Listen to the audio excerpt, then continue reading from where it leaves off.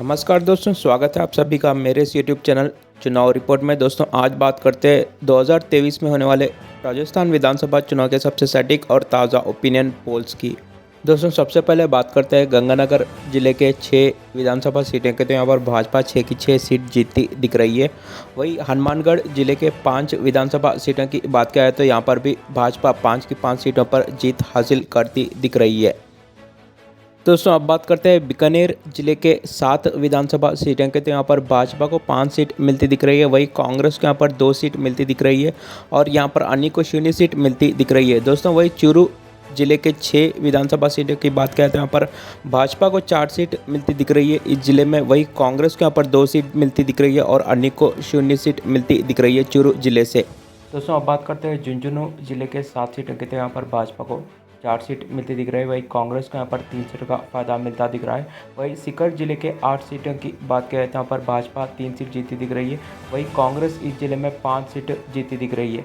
दोस्तों अभी तक इस ओपिनियन पोल्स में 39 सीटों का नतीजा आ चुका है, जिसमें भाजपा 27 सीटों के साथ पहले नंबर पर चल रही है, वहीं कांग्रेस 12 सीटों के साथ दूसरे नंबर पर चलती दिख रही है। दोस्तों अब बात करते हैं जयपुर जिले के 19 सीटों की। तो यहाँ पर भाजपा को 11 सीट मिलती दिख रही है इस जिले में, वहीं कांग्रेस को यहाँ पर 8 सीट मिलती दिख रही है। वहीं अलवार जिले के 11 सीटों की बात करें तो यहाँ पर भाजपा को 3 सीट और कांग्रेस को यहाँ पर 8 सीटों का फायदा मिलता दिख रहा है। दोस्तों अभी तक इस ओपिनियन पोल्स में 69 सीटों का नतीजा आ चुका है, जिसमें भाजपा 41 सीटें जीतकर आगे चल रही है, वहीं कांग्रेस 28 सीट जीतकर दूसरे नंबर पर चलती दिख रही है। दोस्तों अब बात करते हैं भरतपुर जिले के 7 सीटों की। तो यहाँ पर भाजपा को 5 सीट मिलती दिख रही है, वहीं कांग्रेस को 1 सीट मिलती दिख रही है और अन्य को यहाँ पर 1 सीट मिलती दिख रही है। दोस्तों वहीं धौलपुर जिले के 4 सीटों की बात करें तो यहाँ पर भाजपा को 1 सीट और कांग्रेस को 3 सीट मिलती दिख रही है।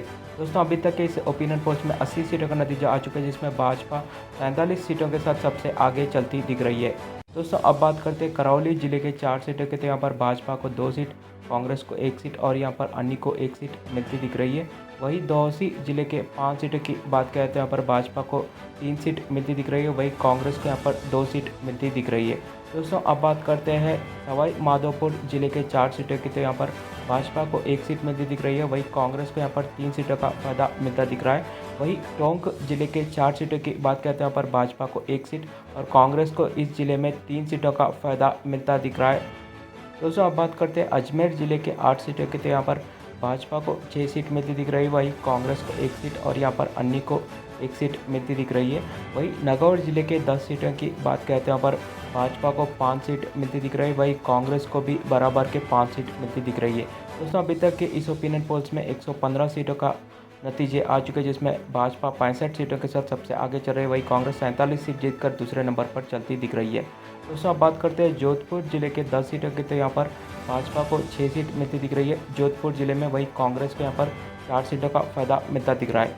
वहीं दोस्तों पाली जिले के 6 सीटों की बात करते हैं, यहाँ पर इस जिले में भाजपा ज़बरदस्त जीत हासिल करती दिख रही है। यहाँ पर पाली जिले में 6 की 6 सीट जीतकर यहाँ पर ज़बरदस्त जीत हासिल करती दिख रही है भाजपा। दोस्तों अब बात करते हैं जैसलमेर जिले के 2 सीटों की। तो यहाँ पर भाजपा को 1 सीट और कांग्रेस को 1 सीट मिलती दिख रही है। वहीं बाड़मेर जिले के 7 सीटों की बात किया तो यहाँ पर भाजपा को 4 सीट, कांग्रेस को 2 सीट और यहाँ पर अन्य को 1 सीट मिलती दिख रही है। दोस्तों जालौर जिले के 5 सीटों की बात किया तो यहाँ पर भाजपा को 3 सीट और कांग्रेस को 2 सीट मिलती दिख रही है। वहीं सिरोही जिले के 3 सीटों की बात किया तो यहाँ पर भाजपा 3 की 3 सीट हासिल करती दिख रही है सिरोही जिले की, वही कांग्रेस को यहाँ पर एक भी सीट मिलती नहीं दिख रही है और यहाँ पर अन्य को भी 0 सीट मिलती दिख रही है। दोस्तों अब बात करते हैं जयपुर जिले के 8 सीटों की। तो यहाँ पर भाजपा को 7 सीट मिलती दिख रही है इस जिले में, वही कांग्रेस को सिर्फ 1 सीट मिलती दिख रही है। दोस्तों वही प्रतापगढ़ जिले के 2 सीटों की बात करते हैं, यहाँ पर भाजपा 2 की 2 सीट जीतकर यहाँ पर ज़बरदस्त जीत हासिल करती दिख रही है प्रतापगढ़ जिले में। दोस्तों अब बात करते हैं डूंगरपुर जिले के 4 सीटों के। तो यहाँ पर भाजपा को 2 सीट मिलती दिख रही है, वहीं कांग्रेस भी यहाँ पर 2 सीट जीतती दिख रही है। वहीं बांसवाड़ा जिले के 5 सीटों की बात करते हैं, पर भाजपा को 2 सीट, कांग्रेस को 2 सीट और अन्य को यहाँ पर 1 सीट मिलती दिख रही है। दोस्तों अब बात करते हैं चित्तौड़गढ़ जिले के 5 सीटों की। तो यहाँ पर भाजपा को 3 सीट मिलती दिख रही है, वहीं कांग्रेस को 2 सीट मिलती दिख रही है। वहीं राजसमंद जिले के 4 सीटों की बात करते हैं, यहाँ पर भाजपा को 2 सीट मिलती दिख रही है, वहीं कांग्रेस यहाँ पर 2 सीट जीतती दिख रही है। दोस्तों अब बात करते हैं भीलवाड़ा जिले के 7 सीटों की। तो यहाँ पर भाजपा को 5 सीट और कांग्रेस को 2 सीट मिलती दिख रही है इस जिले में। वहीं बूंदी जिले के 3 सीटों की बात करते हैं, यहाँ पर भाजपा 3 की 3 सीट जीतकर ज़बरदस्त जीत हासिल करती दिख रही है बूंदी जिले में। दोस्तों अब बात करते हैं कोटा जिले के 6 सीटें की, तो यहाँ पर भाजपा को 3 सीट मिलती दिख रही है। वहीं कांग्रेस को 2 सीट और यहाँ पर अन्य को 1 सीट मिलती दिख रही है।